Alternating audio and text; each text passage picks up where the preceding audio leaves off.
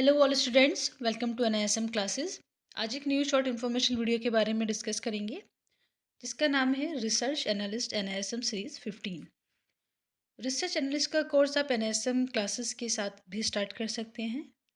ये काफ़ी easy way में एनआईएसएम क्लासेस के फैकल्टी आपको गाइड करेंगे और जल्दी आप ये एग्ज़ाम क्लियर करके सर्टिफिकेट ले सकते हैं। राइट।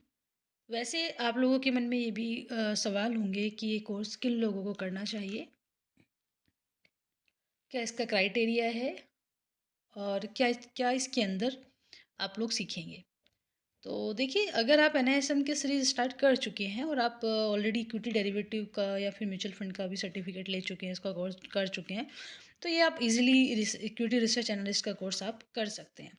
वैसे तो कोई मैंडेटरी नहीं है कि आपको ये पहले डेरिवेटिव इक्विटी डेरिवेटिव का कोर्स करना मैंडेटरी है, म्यूचुअल फंड का करना मैंडेटरी है। बट ये कि अगर आप वो कोर्स पहले कर लेते तो आपको थोड़ा ईजी रहेगा, क्योंकि आपका बेस क्लियर हो जाएगा। राइट। तो उसके अकॉर्डिंग आप ये करने के बाद भी रिसर्च एनालिस्ट का कर सकते हैं। पहले करना चाहे तो पहले भी कर सकते हैं। इसमें ऐसा कुछ मैंडेटरी नहीं है कि आपको कोई भी सीरीज़ आप कभी भी कर सकते हैं। और ये वैसे एक बहुत ही एक्सीलेंट कोर्स है, जो कि आपको बताता है, ये है कि कंपनीज़ के फाइनेंशियल स्टेटस के बारे में आपको रिसर्च करना बताता है।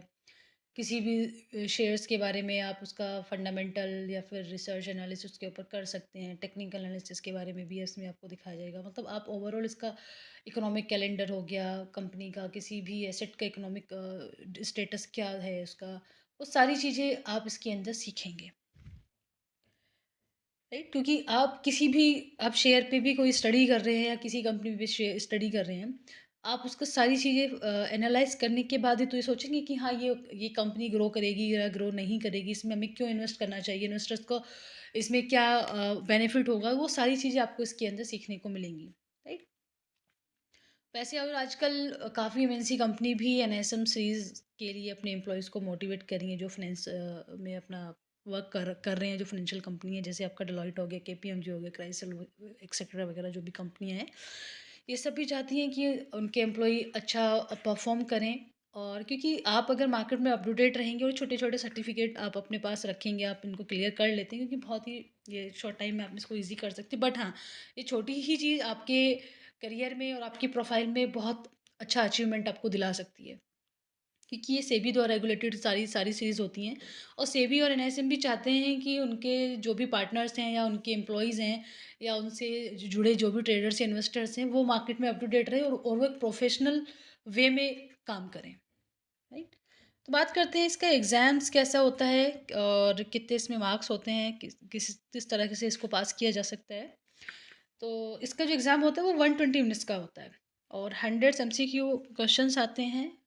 जो मैक्सिमम मार्क्स होते हैं वो 100 होते हैं, पासिंग मार्क्स 60 होते हैं और इसकी वैलिडिटी 3 इयर्स की होती है। ये वैलिडिटी क्या होती है? वैलिडिटी का मतलब ये है कि आपने जैसे एग्ज़ाम क्लियर किया, तो आपका जो वैलिडिटी रहेगी वो 3 साल के लिए रहेगी। उसके बाद आपको दोबारा से एग्ज़ाम देना है, या फिर उसकी एक सीरीज़ होती ये ट्रेनिंग होती है एनएसएम की, वो भी आप उसको कंप्लीट करके विदाउट एग्ज़ाम दिए आप फिर से उसको सर्टिफिकेट को ले सकते हैं।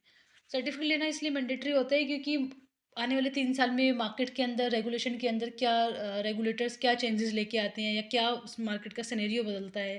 तो सारी चीज़ें आप टाइम टू टाइम अपडेट रहें, इसका सिर्फ एक यही पर्पज़ होता है कि आप इसको रिन्यू कराते रहें। राइट।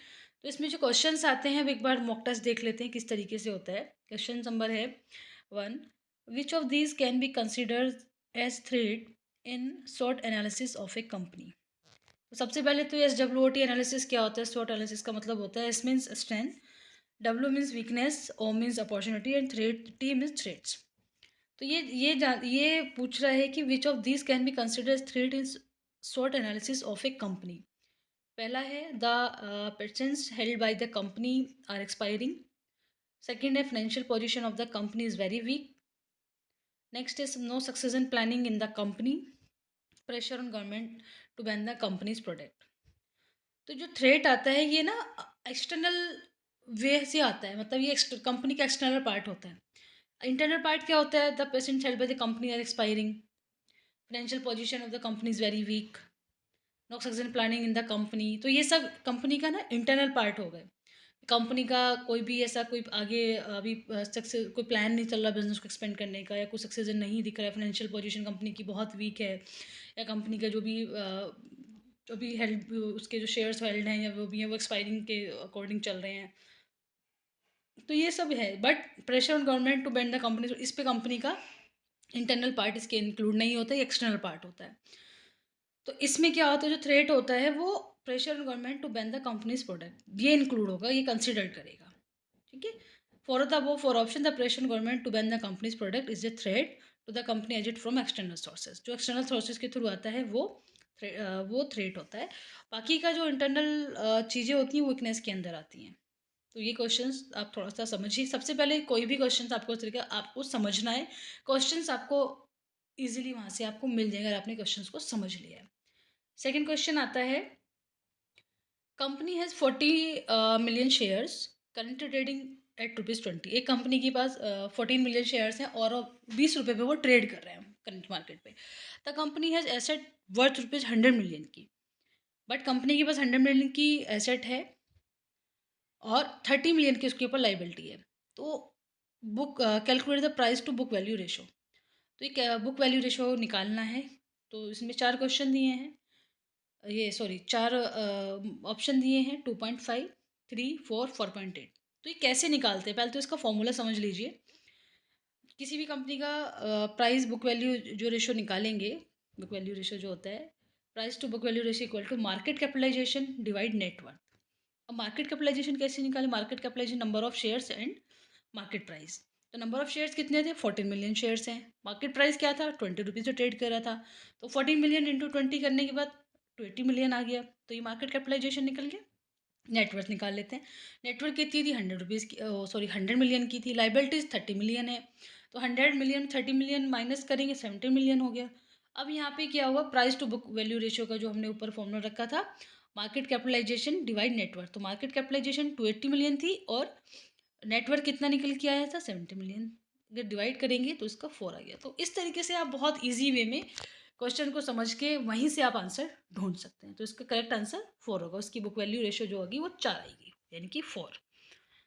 थर्ड आता है, if imports are more than exports then country will have a, क्या है मतलब, अगर किसी कंट्री का इम्पोर्ट ज़्यादा है एक्सपोर्ट से, तो वहाँ पे कंपनी क्या होगा, वहाँ पे क्या रखेगी, current account deficit, current account surplus, capital account deficit या capital account surplus. Correct answer इसमें होगा current account deficit. If imports are more than exports, यदि इम्पोर्ट एक्सपोर्ट से ज़्यादा है, इम्पोर्ट का मतलब हम बाहर से सामान ज़्यादा से ज़्यादा ले रहे हैं, एक्सपोर्ट कम कर रहे हैं, तो हमारा करंट अकाउंट डेफिसिट बढ़ेगा। और अगर किसी कंपनी का एक्सपोर्ट ज़्यादा है, अगर किसी कंपनी का एक्सपोर्ट ज़्यादा है तो वहाँ पे उसका करंट अकाउंट सरप्लस होगा। तो ये चीज़ आपको थोड़ा सा समझना है।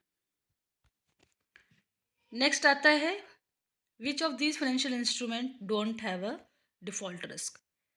इनमें 4 इन्होंने ऑप्शन दिए हैं कि इन चारों फाइनेंशियल इंस्ट्रूमेंट डिफ़ॉल्ट रिस्क इसके अंदर नहीं होता है। डिफ़ॉल्ट रिस्क मतलब ये होता है कि हमने कहीं पे पैसा दिया है और वहाँ पे हमारा रिस्क बना रहेगा कि यहाँ पे पेमेंट के लिए कभी भी यहाँ पे डिफ़ॉल्ट हो सकता है, या वापस लेने के लिए जो भी उधारी हमने दी है वहाँ पे वो डिफ़ॉल्ट कर सकता है। एक्स वाई, जैसे हम होम लोन लेते हैं तो बैंक वालों को रिस्क रहता है ना जिसने लिया है, कि वो कभी भी डिफ़ॉल्टर बन सकता है। जैसे बहुत केसेस आपने भी सुने होंगे बैंक में डिफ़ॉल्ट के, बड़े-बड़े केसेस आते हैं, तो उस तरीके से डिफ़ॉल्ट रिस्क होता है। तो किस में होता है, इन्वेस्टमेंट ग्रेड और कॉर्पोरेट बॉन्ड्स, इनमें भी डिफ़ॉल्ट रिस्क होता है। इक्विटी शेयर्स, इसमें होता है, इसमें नहीं होता है। फॉरेन करेंसी बॉन्ड में, इसमें भी डिफ़ॉल्ट रिस्क हो सकता है। हाई यील्ड कॉर्पोरेट बॉन्ड, इनमें भी हो सकता है। ठीक है, बट इक्विटी शेयर्स में डिफ़ॉल्ट रिस्क नहीं होगा, क्योंकि यहाँ पे कोई कमिटेड नहीं है कि आपको आपको यहाँ पे पे आउट देना है या पे आपको पे आउट देना ही देना है। जहाँ पे पे आउट देने के लिए कमिटेड, जहाँ पे कमिटमेंट होता है वहाँ पे डिफ़ॉल्ट होता है।